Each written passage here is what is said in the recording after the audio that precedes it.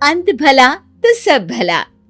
रोली की शादी उसके माँ बाप एक आलसी लड़के से करा देते हैं। चलो, रोली की शादी हुई और हमने गंगा नहाई। और क्या, बेटियां तो होती ही हैं बोझ। हाँ, पर अब क्या चिंता, उतार तो दिया बोझ तुमने, अब वो लोग समझे।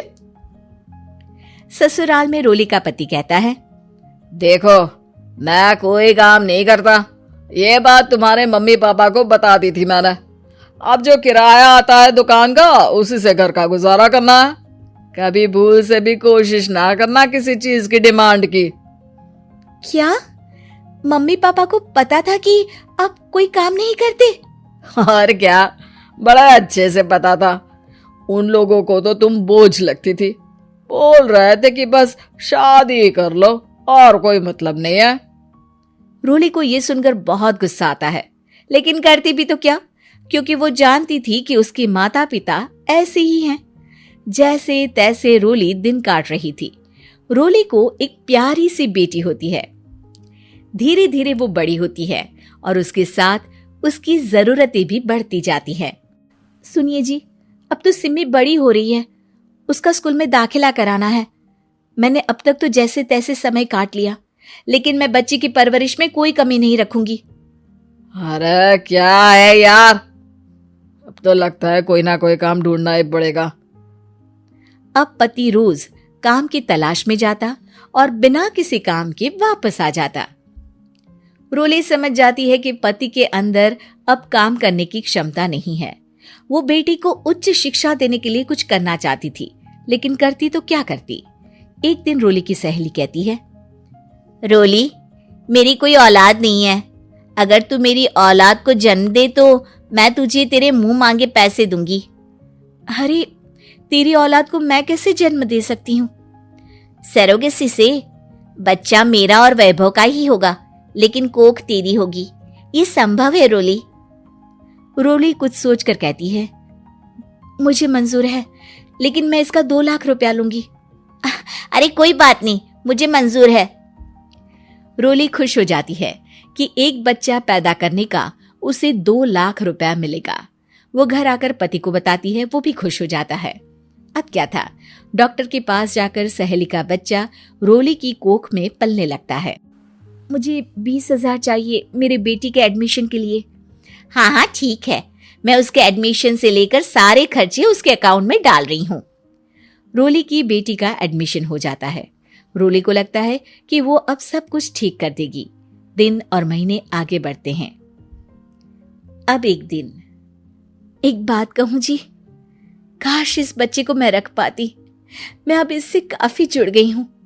अरे यार, पता नहीं किसका बच्चा है, अपने पास है ना अपनी मुन्नी। हाँ, लेकिन अब मैं भी इस बच्चे से जुड़ाव फील करने लगी हूँ।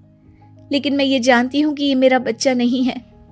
दोनों की जिंदगी ठीक चल रही थी, लेकिन कहते ना कि सुख का पल ज्यादा लंबा नहीं होता। एक दिन रोली की सहेली का फोन आता है। रोली, मुझे अब ये बच्चा नहीं चाहिए, मैं अपने पति को छोड़ रही हूँ। अरे लेकिन मुझे पैसों की जरूरत है, बच्चा तुम्हारा है, मैं क्या करूंगी? सहेली बिना कुछ बोले फोन काट देती है, फोन स्विच ऑफ कर देती है। लेकिन रोली के जीवन का तूफान यहीं नहीं रुकता। रोली, मैं इतना भार नहीं उठा सकता। आज पढ़ाई का पैसा मांग रही हो, कल को शादी, कॉलेज और पता नहीं क्या क्या। मैं तुम्हें छोड़ रहा हूँ, अपनी बच्ची उठाओ और निकलो इस घर से। अरे पर मैं कर तो रही हूँ ना बच्चे के लिए काम, आप आराम से रहिए ना। क्या काम कर रही हो? देख रहा हूं मैं। ये छोटा शहर है, यहाँ लोगों को बात बनाते वक्त नहीं लगता। तो मैं क्या करूं? ज्यादा पढ़ी लिखी नहीं हूं, कैसे घर के खर्चे चलाऊं? और आप तो काम करना ही नहीं चाहते। हाँ, ना चाहता हूं और ना ही करूंगा। रोली को पति की बात पर काफी गुस्सा आ जाता है। ठीक है, अगर मेरे जीवन में संघर्ष ही लिखा है तो वही सही। इस वक्त पति होने के नाते आपको मेरा साथ देना चाहिए था, लेकिन नहीं, आपने तो इस हाल में मुझे घर से बाहर निकालने की बात कह डाली। देखो, ये सारी फालतू की बातों के लिए वक्त नहीं है मेरे पास। रोली, जिसकी कोख में किसी और का बच्चा था और साथ छोटी सी बेटी, पति का घर छोड़कर रास्ते पर आ जाती है। रोली के पास मायके के सिवा दूसरा कोई रास्ता नहीं होता। अरे रोली कैसी है? कितने दिनों के लिए आई है? हमेशा के लिए माँ। वो माँ को सारी बात बता देती है। ओए लड़की, इतनी हिम्मत का काम कर लिया?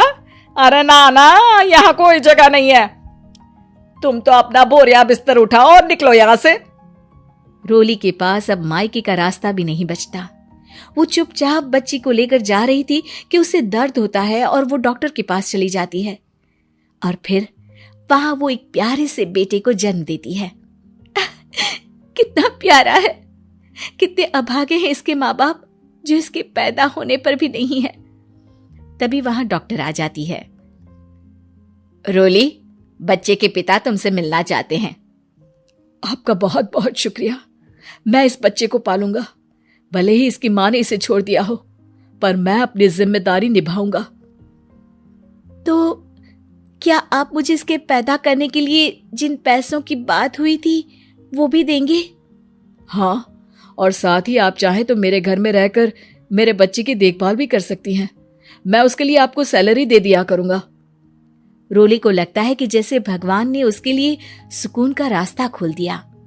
वो अब मुकेश के साथ उसके घर चली जाती है, जहां रहकर वो उस बच्चे की देखरेख करती है। अब मुकेश के घर को रोली अच्छे से संभाल लेती है। उसके लिए खाना बनाने से लेकर बच्चों की देखभाल और घर की देखरेख। धीरे धीरे मुकेश को रोली से प्यार हो जाता है।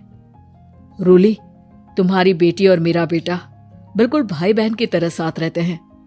हाँ, आखिर है तो एक ही कोख के बच्चे, अटैचमेंट तो होगा ही ना। रोली, तुमने घर और मुझे दोनों को संभाल लिया। ये तो मेरा काम है। आपने भी तो मुझे छत दी जिससे मैं अपनी बेटी की पढ़ाई और भविष्य के लिए पैसे जोड़ सकूं। रोली, क्या तुम मुझसे शादी करोगी?